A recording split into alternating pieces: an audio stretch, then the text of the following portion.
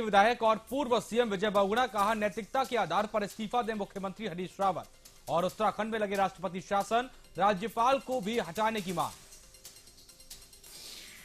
उत्तराखंड के बागी कांग्रेस विधायकों ने दिल्ली में जारी की स्टिंग की सीडी, सीएम हरीश रावत पर लगाया खरीद फरोख्त की कोशिश का आरोप, केंद्र से की सुरक्षा की मांग। बागियों के कथित स्टिंग पर सीएम हरीश रावत की सफाई, कहा झूठा है स्टिंग ऑपरेशन, स्टिंग करने वाले पत्रकार की विश्वसनीयता पर उठाए सवाल। सीएम हरीश रावत के कथित स्टिंग ऑपरेशन पर कांग्रेस का बीजेपी पर हमला, कहा लोकतांत्रिक सरकार को गिराने की साजिश, जनता करेगी सही और गलत का फैसला, स्टिंग को बताया फर्जी। असम के तिनसुकिया और माजुली में पीएम मोदी ने चुनावी रैली को किया संबोधित, माजुली, बेहपुरिया, बोहाहाट और जोरहाट में भी पीएम की रैली। 2 दिवसीय असम दौरे पर हैं पीएम मोदी। जम्मू में बनेगी बीजेपी पीडीपी की सरकार, बीजेपी से मतभेद से पीडीपी का इनकार। दोनों पार्टियां आज शाम 4 बजे राज्यपाल से मिलकर करेंगी सरकार बनाने का दावा पेश। महबूबा होंगी प्रदेश की पहली महिला मुख्यमंत्री।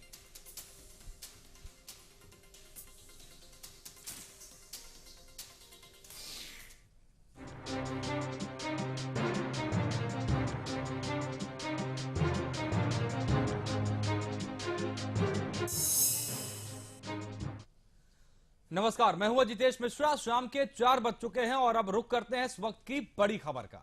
उत्तराखंड की सियासत में इस वक्त कुछ भी ऑल इज वेल नहीं है। जी हां, एक तरफ कांग्रेस के बागी विधायक स्टिंग ऑपरेशन के जरिए मुख्यमंत्री हरीश रावत पर विधायकों की खरीद फरोख्त का आरोप लगा रहे हैं, तो दूसरी तरफ आरोपों को झूठा और मनगढ़ंत बताते हुए इसे बीजेपी की साजिश बताई जा रही है। बीजेपी और कांग्रेस के बीच होने वाले इन आरोप प्रत्यारोपों के बीच उत्तराखंड सरकार एक बार फिर से हाशिए पर जा खड़ी हुई है। आज हमारे खास कार्यक्रम में हम इसी पर चर्चा करेंगे, तो चलिए करते हैं कार्यक्रम की शुरुआत।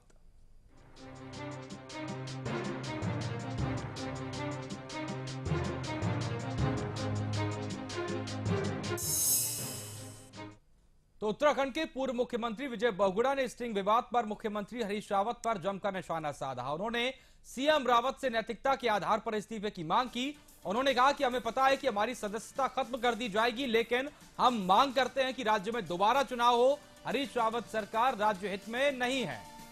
तो स्टिंग विवाद पर विजय बहुगुणा का बयान आया है और इस बयान में हरीश रावत सरकार पर निशाना साधा गया। कई बातें यहां पर ऐसी कही गई जिससे यह पता चलता है कि दरअसल ये जो विवाद है, इसकी शुरुआत, इसका खुलासा भले ही अभी हुआ हो, लेकिन इसकी शुरुआत लगभग उसी समय से हो गई थी जिस वक्त विजय बहुगुणा से सत्ता को हटाकर हरीश रावत के सुपुर्द किया गया था। मैं किसी लीडर से नहीं मिला हूं, विजय बहुगुणा का कहना है। उत्तराखंड में राष्ट्रपति शासन लगाया जाना चाहिए, राज्यपाल को भी तुरंत हटाया जाना चाहिए। हालांकि साधना प्राइम ने कल विश्वस्त सूत्रों से इस बात का खुलासा किया था कि 28-29 तारीख में इस केस के बाद राज्यपाल पर कार्रवाई हो सकती है। ये खबर अभी भी सूत्रों के हवाले से है।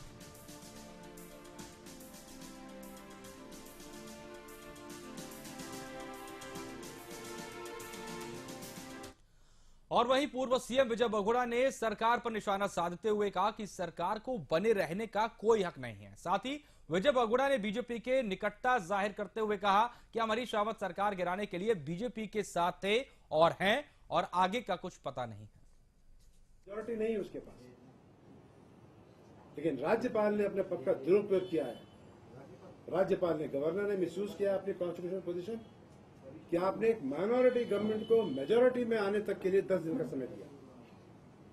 अगर हरीश रावत कह रही थी कि मेरे पास मेजॉरिटी है, तो गवर्नर को कहना चाहिए था आप ठीक है, आप 20 तारीख को 21 तारीख को मेजॉरिटी प्रूव करो। लेकिन गवर्नर ने 10 दिन का टाइम दिया, जबकि गवर्नर के सामने 35 विधायक इन पर्सन अपीयर हुए थे।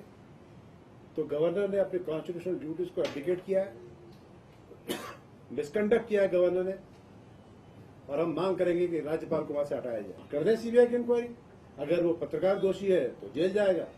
और मुख्यमंत्री ने अगर ये प्रयास किया सत्ता में रहने के लिए, लोगों को जोड़ने के लिए, तो मुख्यमंत्री के खिलाफ कानूनी कार्रवाई होनी चाहिए। सदन में बहुमत हार के नैतिकता के आधार पर इस्तीफा देना चाहिए था। और आज जो सीडी में जो उनका आया है वक्तव्य, जो मैंने ट्रांसक्रिप्ट देखा है, उनको इस्तीफा देना चाहिए। उत्तराखंड राज्य हित पे सरकार रहना नहीं है। हम अनुरोध करेंगे केंद्र सरकार से कि वहां राष्ट्रपति शासन लगाए। मेजोरिटी जैसे ही आया फाइनेंस बिल, हम सबने हाथ उठा दिया नो, लेकिन उसने कर दिया पास। तो हम बीजेपी के साथ सरकार गिराने के लिए थे, सरकार गिराने के लिए हैं। आगे क्या हम करेंगे ये मैं अकेले निर्णय नहीं ले सकता। अवश्य ये 9 लोगों से बात करेंगे और लोगों से बात करेंगे और फिर बहुत जल्दी फैसला। तो सरकार गिराने में बीजेपी के साथ हैं, आगे का पता नहीं। उत्तराखंड में चल रही राजनीतिक उठापटक के बीच अब एक नया मोड़ आ गया है। कांग्रेस के बागी विधायकों ने एक स्ट्रिंग ऑपरेशन जारी करते हुए मुख्यमंत्री हरीश रावत पर विधायकों की खरीद फरोख्त का आरोप लगाया है। तो दूसरी तरफ हरीश रावत खुद पर लगे इन आरोपों को एक सिरे से खारिज कर रहे हैं। हालांकि एक जिम्मेदार न्यूज चैनल होने के नाते इस स्ट्रिंग ऑपरेशन में सच्चाई कितनी है ये बात हम फिलहाल पुष्टि नहीं करते हैं।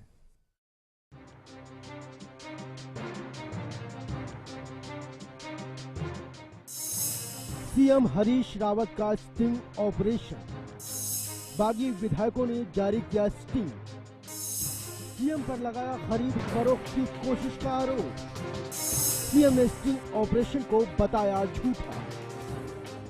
उत्तराखंड की सियासी उठापटक ने उस समय नया मोड़ ले लिया जब कांग्रेस के 9 बागी विधायकों ने मुख्यमंत्री हरीश रावत पर विधायकों की खरीद फरोख्त की कोशिश का आरोप लगाया। दिल्ली के कॉन्स्टिट्यूशनल क्लब में बागी विधायकों ने मुख्यमंत्री हरीश रावत के उस स्टिंग ऑपरेशन की सीडी जारी की जिसमें पैसों के लेन देन को लेकर बातचीत हो रही है। वहीं हरीश सिंह रावत ने मुख्यमंत्री हरीश रावत पर विधायकों को धमकाने का आरोप लगाया है। हरीश रावत बोल रहा हूँ। उस समय मैंने उनसे गिलवे शिकवे रखे, उसमें कोई बात उनसे इस तरह की नहीं हुई। उन्होंने मैंने कहा भाई उमेश साहब से बात कर लेगा और उन्होंने कहा ठीक है मैं उमेश से बातचीत सारी कर लूंगा। मुझको ये भी नहीं पता कि उमेश और मुख्यमंत्री की फिर क्या बात हुई, कहाँ बुलाया गया। लेकिन उसके बाद जब उमेश ने मुझको कल टेलीफोन करके कहा कि मुख्यमंत्री मेरी जो बातचीत हुई है, मैंने उसको सारा स्टिंग ऑपरेशन किया है, तो मुझे तब जानकारी हुई। कितने की देखिए आपको सारी चीजें सारी सर बताइए सर कितने की पैसे दी गई आपको सर? सीधे कैमरा एक बार रुकिए सर। हाँ सर देखिए वो उसमें बहुत साफ है जिसे खरीद फरोख्त 15 की आप क्या सोचते हैं तो एक विधायक मंत्री को ये तो आप खुद अंदाजा लगा सकते हैं कि 15 लाख या 15,000 की बात थोड़ी होगी। क्या आपकी तरफ से भी जो जिनका नाम आप बता रहे हैं उनको मुख्यमंत्री से बात करने के लिए कहा गया? नहीं, मेरी तरफ से कोई मेरे फोन का अगर मेरी तरफ से कोई बात नहीं की गई। मुख्यमंत्री ने ही उनको जिम्मेदारी दी कि आप हरीश सिंह से बातचीत करो। तो दूसरी तरफ उत्तराखंड के मुख्यमंत्री हरीश रावत ने इस स्टिंग ऑपरेशन को झूठा और मनगढ़ंत करार दिया। उन्होंने खुद पर लगे आरोपों पर सफाई देते हुए कहा कि प्रधानमंत्री मोदी और बीजेपी अध्यक्ष अमित शाह के इशारों पर उनके खिलाफ साजिश रची जा रही है। विधायक थे, पहले पार्टी से भाजपा में या भाजपा के साथ वो पैसे के लिए गए और पैसे के लिए ही वो बातचीत करना चाहते। तक मेरा सवाल है, मैं बिल्कुल सीधे कहना चाहता हूं कि ये सीडी झूठ है, बिल्कुल फॉल्स है। जिस व्यक्ति को इस सीडी के पीछे बताया जा रहा है, जो क्लेम कर रहे हैं, उस व्यक्ति की रेपुटेशन देहरादून में किसी से छिपी नहीं है और मैं समझता हूं अकेले हरीश रावत ही नहीं, उनके अपने पैसे के लोग भी, अधिकारी लोग भी, जब ये पत्रकार के रूप में उनसे मिलते हैं तो हर व्यक्ति डरा हुआ सहमा हुआ रहता है कि किस चीज का ये क्या फायदा उठाएंगे और किस तरीके से ये किसी को इम्प्लीकेट करके फिर उसको ब्लैकमेल करने की कोशिश करेंगे। हरीश सिंह रावत मुख्यमंत्री पर विधायकों को धमकाने का आरोप लगाते हुए राज्य में खतरनाक माहौल की बात कह रहे हैं। उन्होंने सभी विधायकों की जान पर खतरा की बात कहते हुए केंद्र सरकार से सुरक्षा और उत्तराखंड में राष्ट्रपति शासन लगाने की मांग की। ब्यूरो रिपोर्ट, साधना प्राइम न्यूज। तो फिलहाल इस स्ट्रिंग ऑपरेशन के बाद अब उत्तराखंड के सियासी हलकों में अगर हम देखें अलग अलग तरह से चर्चा है। आपने कुछ देर पहले विजय बहुगुणा की प्रेस कॉन्फ्रेंस को भी सुना, जिसमें वो सरकार गिराने की बात कहते नजर आए, बीजेपी के साथ खड़े होने की बात कहते नजर आए। लेकिन फिलहाल इसके बाद क्या कुछ होगा, ये जरूर चर्चा का विषय। हमारे साथ बेहद सम्मानित पैनल इस वक्त मौजूद है, आपको उनसे रूबरू करा देते हैं। हमारे साथ इस वक्त कांग्रेस के मुख्य प्रवक्ता मथुरा दत्त जोशी जी इस चर्चा में हमारे साथ जुड़ रहे हैं, और साथ ही साथ आपका बहुत बहुत स्वागत है मथुरा दत्त जोशी जी। हमारे साथ जय सिंह रावत जी हैं, वरिष्ठ पत्रकार है, आपका बहुत बहुत स्वागत है। हमारे साथ उत्तराखंड ब्यूरो चीफ संजय श्रीवास्तव जी भी हैं। संजय जी, आपका भी बहुत बहुत स्वागत है। हमारे साथ दिल्ली से संवाददाता अविनाश भी हैं। और इस चर्चा को हम शुरू करें उससे पहले जरा हम उत्तराखंड की इस वक्त की आबो हवा को समझ लेते हैं। संजय जी हमें बेहतर तरह से बता पाएंगे, उसके बाद हम जरूर कांग्रेस के पास चलेंगे इस पर उनकी राय लेने के लिए। संजय जी, फिलहाल देहरादून की आबो हवा लगातार अगर हम देखें बदलती रही है, कभी इसका पलड़ा भारी तो कभी उसका पलड़ा भारी। आज की स्थिति क्या नजर आ रही है स्ट्रिंग ऑपरेशन सामने आने के बाद? फिलहाल क्या कुछ राजनीति कहती नजर आ रही है? अजितेश, देखिए, मौसम के साथ राजनीति हर पल यहाँ बदल रही है। कभी ठंडा कभी गर्म का माहौल दिख रहा है। जैसा सुबह से स्टिंग ऑपरेशन को लेके हल्ला था, उसी तरह से दोपहर सुबह पहले ये था कि कोई स्टिंग आया, बागी विधायकों ने लाया है, फिर धीरे से पता चलता है कि एक चैनल ने इसका स्टिंग किया है और उस चैनल ने इसको जी। तो फिलहाल संजय जी से संपर्क नहीं हो पा रहा, कुछ तकनीकी खराबी की वजह से हम एक बार दिल्ली का रुख कर लेते हैं। अविनाश हमारे साथ मौजूद है। अविनाश, अगर हम बिल्कुल उसी तरह से देखें, क्योंकि दरअसल उत्तराखंड में कुछ भी हो, लेकिन दरअसल दिल्ली उसका एक केंद्र है और जाहिर सी बात है राजनीति का केंद्र भी है।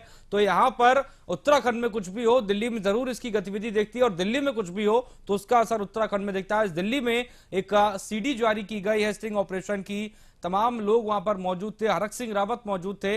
तो फिलहाल क्या कुछ राष्ट्रीय नेतृत्व में यहां पर नजर आ रहा है, अगर हम कांग्रेस का रुख करें या बीजेपी का?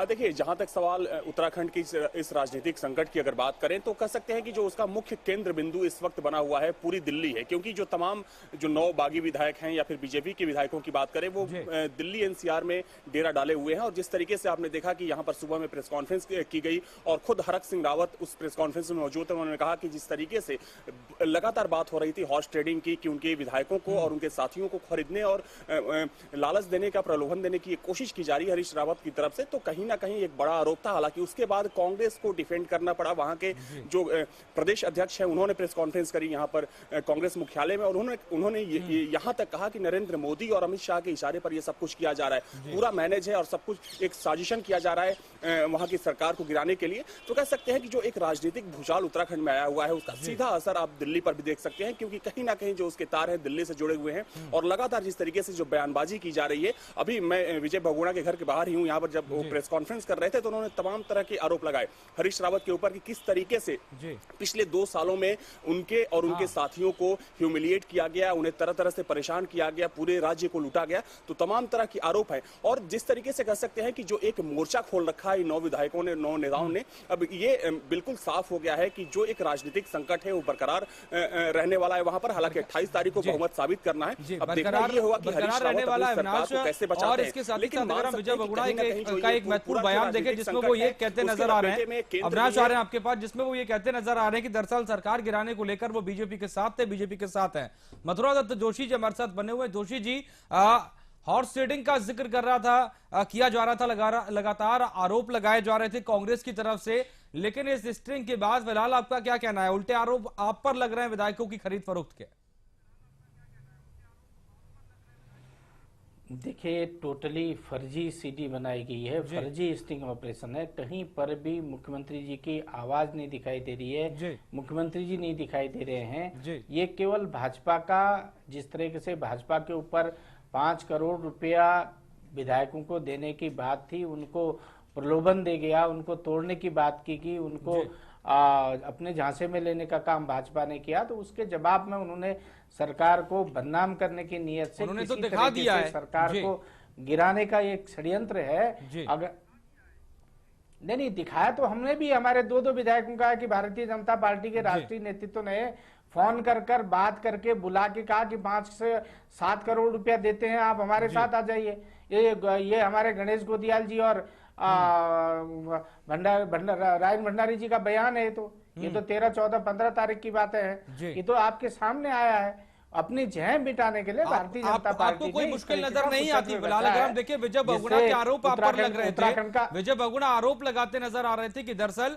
जो कुछ भी उत्तराखंड में हो रहा है उसकी पूर्णतः जिम्मेदार जो है वो हरीश रावत हैं।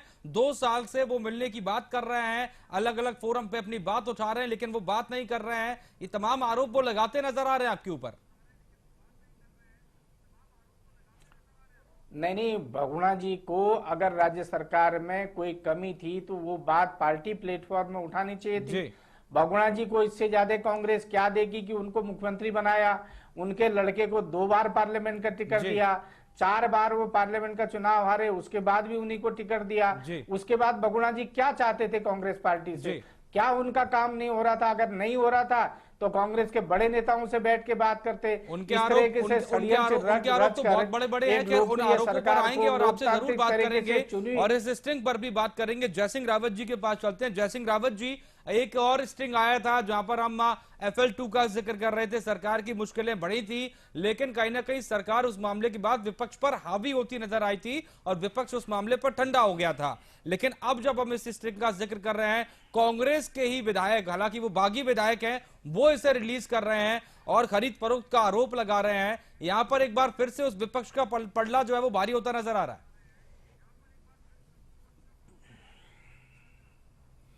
देखिए, मैंने स्टिंग वो जो CD है उसका अभी देखा नहीं है, मैं उसकी सत्यता पर भी कमेंट करना नहीं करूंगा। हो सकता सही हो, गलत भी हो, लेकिन हैरानी का विषय यह है कि जो पिछली बार जो स्टिंग ऑपरेशन हुआ था और इस बार जो तथाकथित जो स्टिंग ऑपरेशन हुआ, ये लगभग उसके मूल में एक ही किस्म के लोग हैं, एक ही तरह के लोग हैं।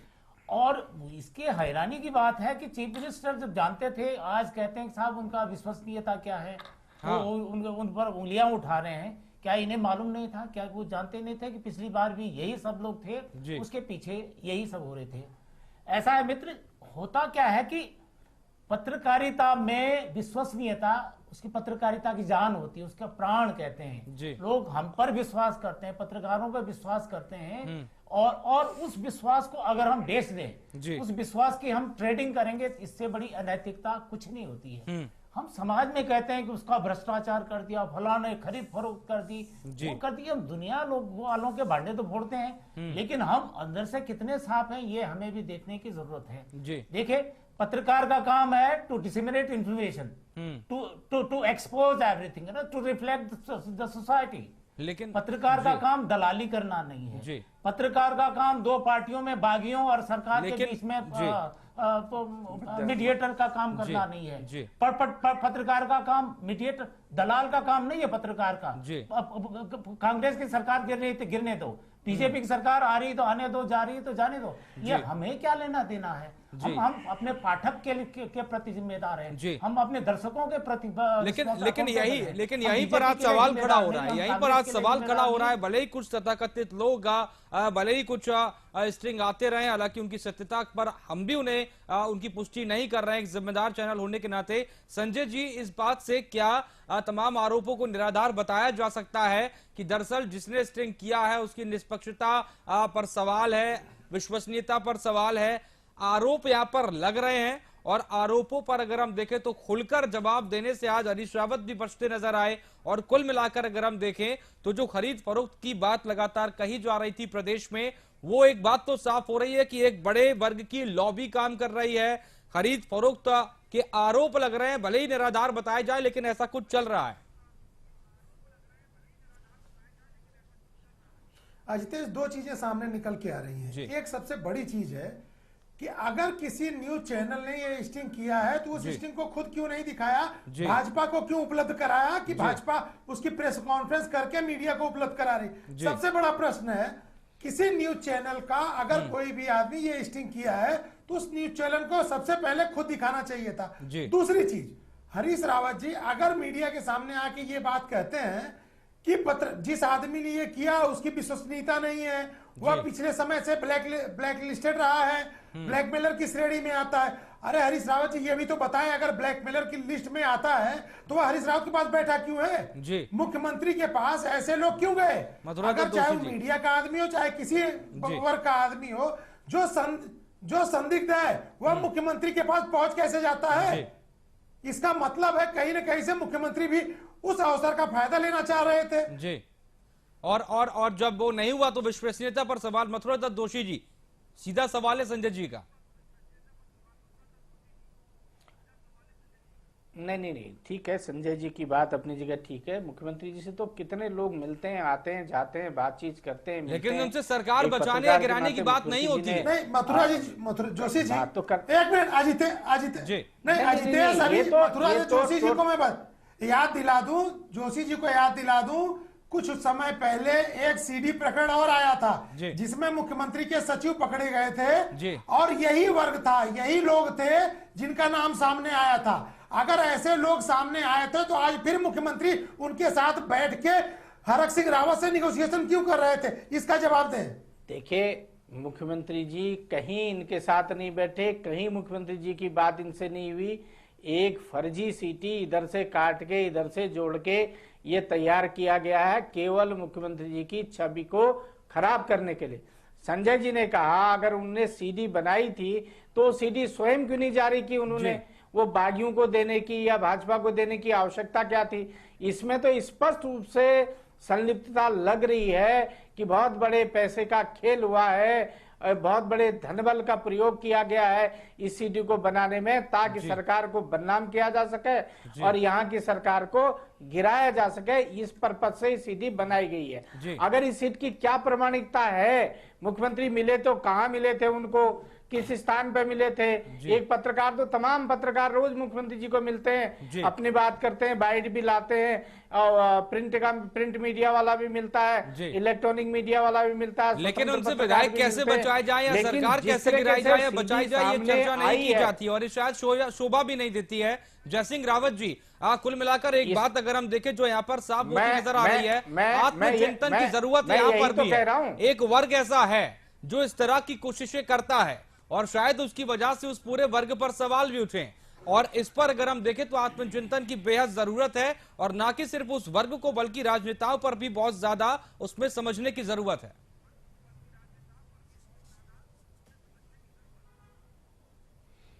देखिए मैंने पहले भी आपसे कहा था कि आपका जो चैनल है, आपका जो एडिटर है, आपके ब्यूरो चीफ हैं, अपने कॉरेस्पोंडेंट से जो स्टोरी कराते हैं, कोई स्कूप उसको वर्कआउट कराते हैं, कोई भी खबर उसको वर्कआउट कराते हैं, किसके लिए कराते हैं? अपने व्यूअर के लिए कराते हैं ना, अपने पाठक को। हम अखबार वाले किसके लिए करते हैं? अपने पाठक के लिए करते हैं। ये इस तरह के जो स्टिंग ऑपरेशन हो रहे हैं, ये स्टोरीज वर्कआउट, ये भंडार किसके लिए कर रहे हैं? बीजेपी के लिए कर रहे हैं या बागियों के लिए कर रहे हैं?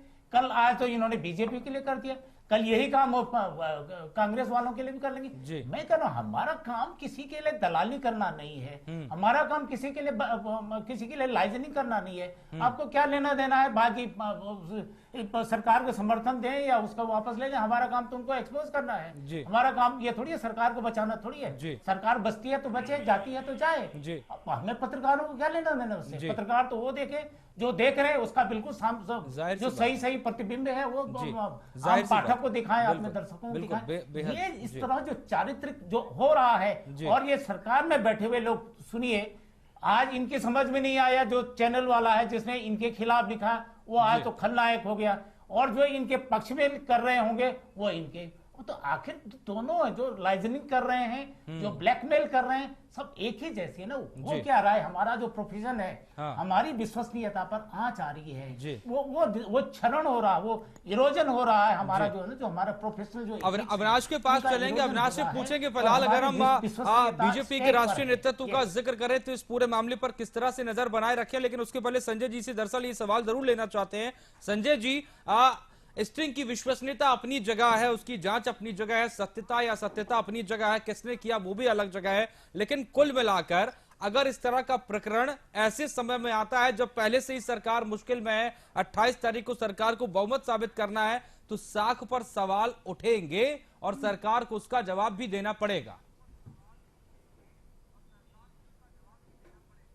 अजितेश देखिए, पहले मैं एक चीज ये कहूंगा, इस पूरे सीडी प्रकरण की बड़ी गहनता से जांच होनी चाहिए। दो चीजें हैं, एक, अगर सीडी का किसी न्यूज चैनल ने स्टिंग किया है तो वो न्यूज चैनल क्यों नहीं दिखाया। दूसरा, अगर उस स्टिंग को भाजपा वाले दिखा रहे हैं और उस न्यूज चैनल के उस कर्ता धर्ता का नाम ले रहे हैं, तो आखिर ये क्या चाहते हैं? किसी एक को हाईलाइट कर रहे हैं, अगर उसको सामने आना ही था तो अपने चैनल के माध्यम से उसने इस प्रकरण को करता। भाजपा में अच्छा बनने के लिए, कांग्रेस में बुरा बनने के लिए बात उसकी नहीं हो रही। जैसा जयसिंह जी कह रहे हैं, बहुत साफ है कि जिस तरह से आज पत्रकारिता जिस तरफ जा रही है, सारे पत्रकार संदिग्ध हो गए हैं और सारों की विश्वसनीयता पे फर्क आ रहा है। दूसरा चीज, इस प्रकरण का फर्क पड़ेगा, क्यों नहीं पड़ेगा?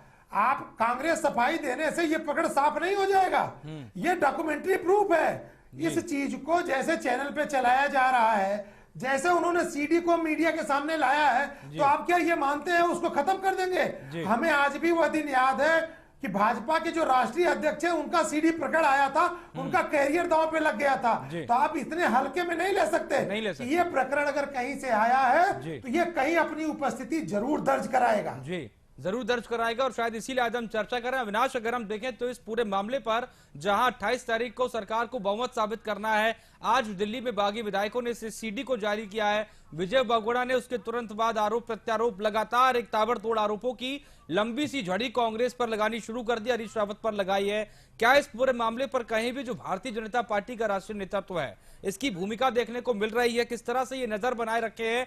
क्या भारतीय जनता पार्टी इस स्थिति में नजर आ रही है? उनका मूड इस तरह से नजर आ रहा है कि 28 तारीख को सरकार गिरती है या बचती है? उनका क्या कदम होगा इस मामले पर?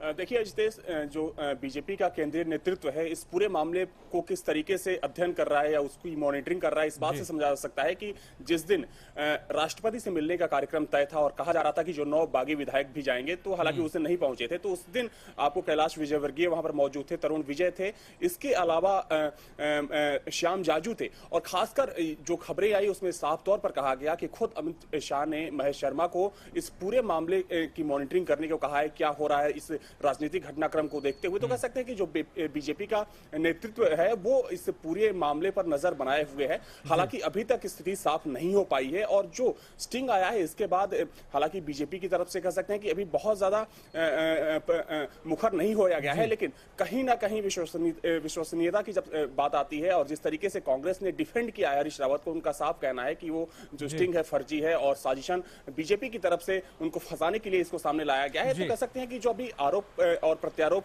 का जो दौर है चलता रहेगा। हालांकि इस सबके बीच कहीं ना कहीं अभी आप जब प्रेस कॉन्फ्रेंस सुन रहे थे विजय बहुगुणा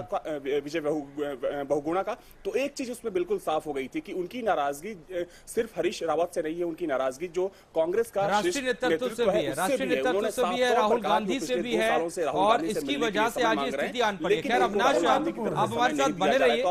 इशारा साफ तौर पर समझ सकते हैं। अविनाश, आप हमारे साथ बने रहिए।